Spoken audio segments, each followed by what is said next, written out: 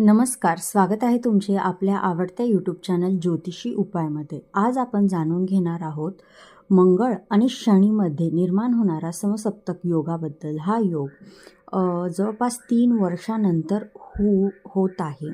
तर वैदिक ज्योतिषशास्त्रामध्ये याचे काय महत्त्व आहे? तर सध्या मंगळ ग्रह आणि बुध ग्रह हा कन्या राशीतून संक्रमण करत आहे आणि त्या ठिकाणी राहू ग्रहसुद्धा विराजमान आहे. शनी ग्रह हा वक्री अवस्थेत मीन राशीत आहे. तर कन्या राशीत मंगळ आणि मीन राशीत शनीची दृष्टी हे संबंध जुळून येणाऱ्याला समसप्तक योग असे नाव आहे.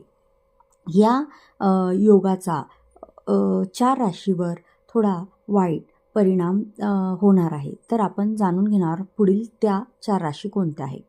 तर वृषभ राशीला या योगामुळे आव्हानांना समोर जावे लागू शकते. निर्णय घेताना विचारपूर्वक निर्णय घ्या. कोणाशी देवाणघेवाण पैशाची करू नका.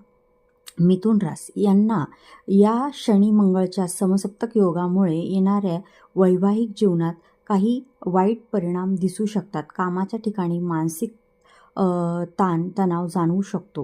बिझनेसमध्ये असेल तर तिथे अनेक अडचणींना समोर जावं लागू शकते. मंगळ आणि शनीच्या समसप्तक योगामुळे सिंह राशीच्या लोकांना अनेक चढ उताराचा सामना करावा लागू शकतो. आरोग्याच्या बाबतीत सतर्क राहण्याची गरज आहे. नोकरदार वर्गाला कामाच्या ठिकाणी सहकारी लोकांकडून मानसिक ताणतणाव जाणवू शकतो.